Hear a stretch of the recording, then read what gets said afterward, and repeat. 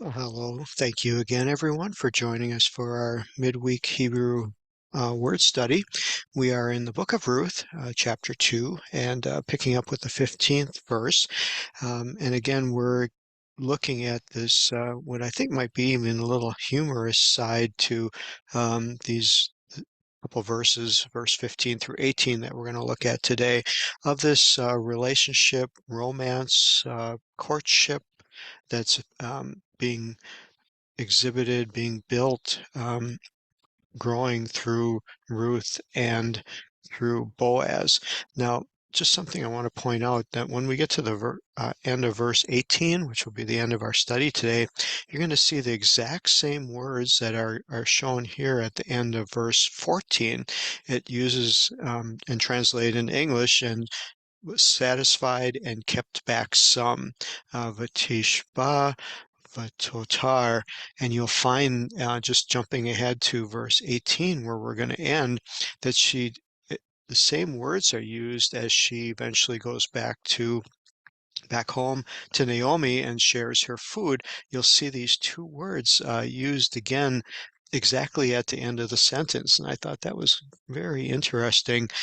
Shows the nuances of the Hebrew, and it shows just how different maybe the mindset was and how things were back then to what we understand today. So as we pick up here, remember they just finished eating.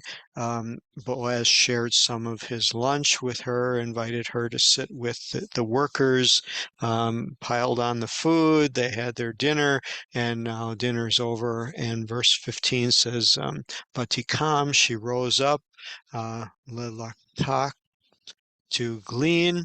And after she steps away, Boaz is still really trying to show her favoritism and commands. This wasn't just a request, he commands. And this is the same word, vayatsar, that's used in the Ten Commandments. So this is a very strong um, understanding and command that he gives to his young men, saying, let her glean wherever she wants to.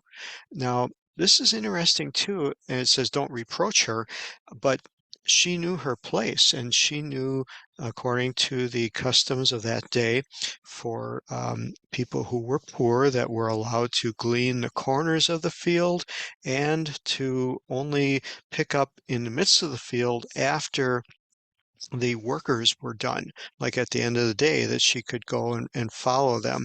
But here, she must have picked up on something, that she was drawing favoritism, because he's saying to the young men, let her just come alongside of you right while you're harvesting, and don't reproach her. Kind of an interesting choice of words, to reproach her. And then it even gets more kind of fun, kind of humorous here when you get to verse 16. It says, let some grain purposefully fall. So after you glean it and you got it in your sack, go ahead and dump some out in the ground, and let her follow this trail of grain that you're purposefully dropping.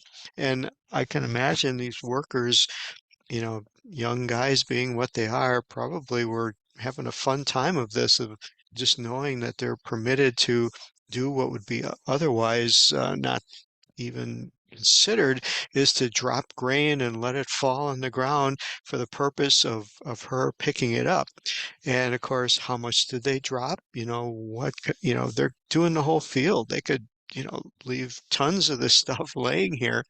Um, but he again talks to them about letting some fall down. And Ruth must have picked up on this and must have realized that she was getting some special privilege here, and that she could glean in a place where she normally couldn't.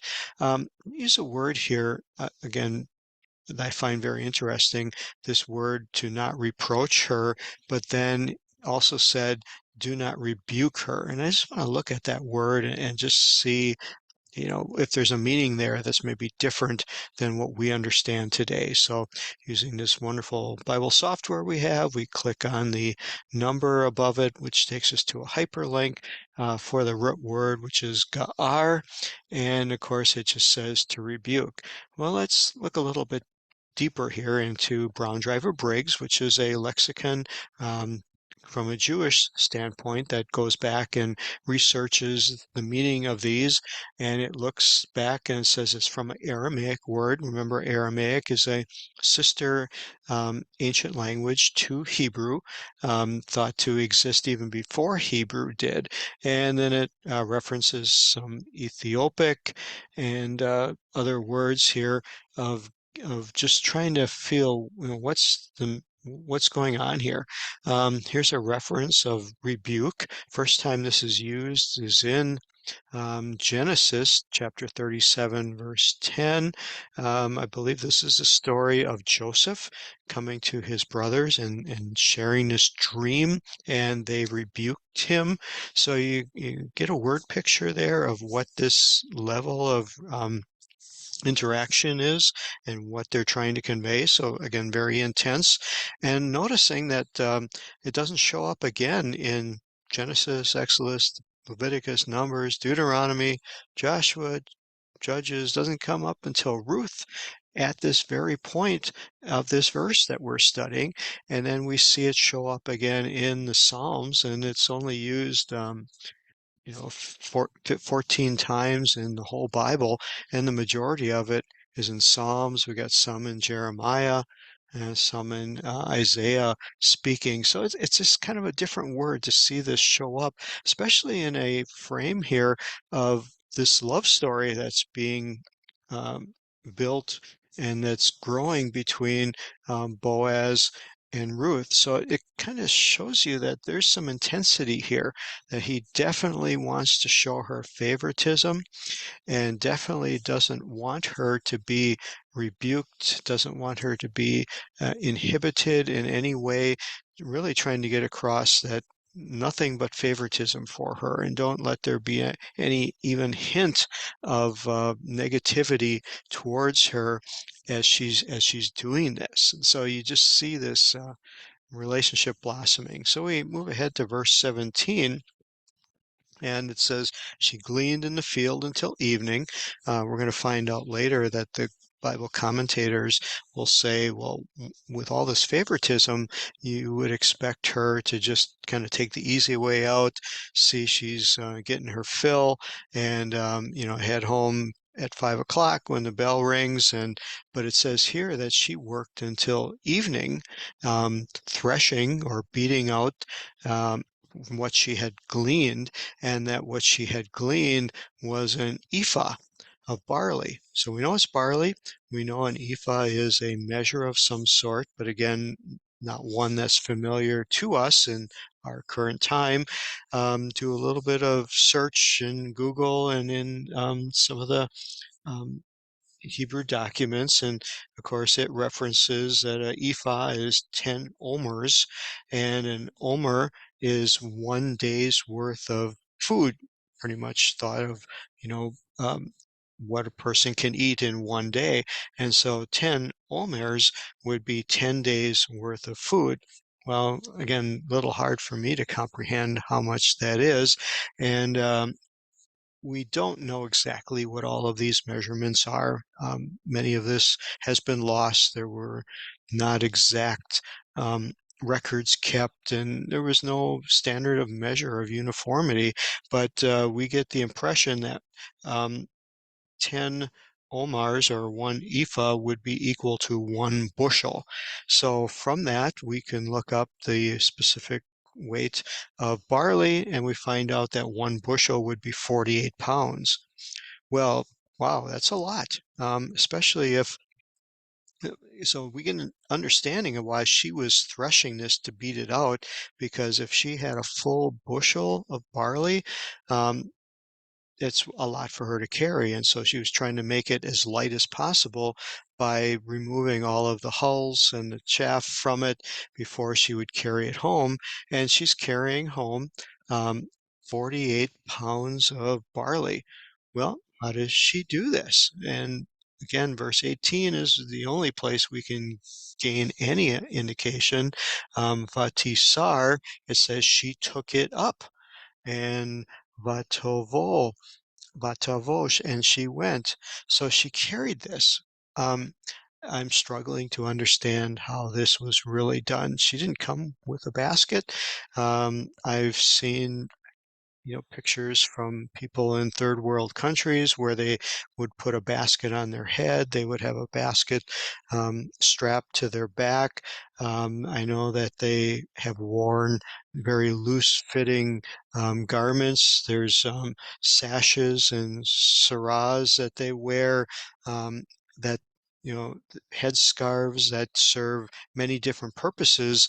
So it's very possible that she had enough of a garment around her, enough of a wrap around her that she was able to create a sack, a bag, and to carry this. And 48 pounds is heavy, but it's not overly heavy. I mean, I, some of us who have water softeners carry bags of salt down that are 40 to 50 pounds, and we can manage it. And we don't know how far she had to go and how long it took her to go there, but she was, fit enough to work in the fields and to carry and to had walked from Moab all the way here.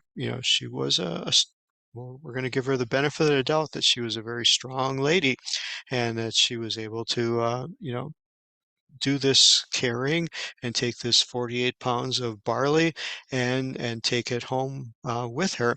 And so she comes into the city. Mother-in-law is standing at the door, watching, wondering how her day went. And it says that she came and met her, saw the gleanings, gave to her some to eat, and it looks like they ate there because obviously she would have been pretty hungry. It doesn't say she had anything or took any breaks from her assumingly lunch break at noon to where she got home in the evening, and it was supper time, and so they had barley again, very challenging for us to understand what it's like to be um, in a very poor state, a very desperate situation where you're happy to have barley, which is not known to be the most tasteful food. Um, they made barley cakes, but the grain from wheat would be sought after to make good flour and have really tasty food. And barley was more of a lower class grain. And so this wasn't, they weren't dining um, very elegantly. This was enough to keep them filled. And so, however, they made this. They use the same word again that I just had showed you at the end of this study, that uh, they ate and she kept back after she had been satisfied. So again, kind of an interesting phraseology, um, but yet she was sharing with her mother-in-law. And so we're going to stop there because after they've finished eating, now in the next part of this chapter comes the interrogation. Naomi is going to want to know what went on, how'd your day go? Who did you meet? I think there was an indication that when she came back with 48 pounds of barley, that this was out of the ordinary. It wasn't what they expected. They didn't expect to have 10 days worth of food for one person or 5 days worth of food for two people. And so this was a quite an excessive amount, and it's definitely piquing the interest and the curiosity of Naomi. And here's where the conversation just starts getting moves ahead. And so I hope you enjoyed this. I hope you can see we're in the Hebrew, we're able to dissect this a little bit more and just see the favoritism that's being shown to Ruth by Boaz in ways that are maybe sort of foreign to us, but we can relate. We can see where in a courtship that there are little presents that are given and little notes that are passed back and forth and little indications to show that there is a favoritism and a desire and a just a warmth of personality there. And but again, here I believe that's being shown to Ruth just by what's happened in the field with this grain. And I'm sure the workers had some fun with it, and probably a lot of inner office gossip going on here between the workers as to, what's going on. And the workers probably even talking to Ruth and saying, Boaz told us to drop this. He must really like you. And all of the chatter that must have gone on in those fields for this time while they finished their work.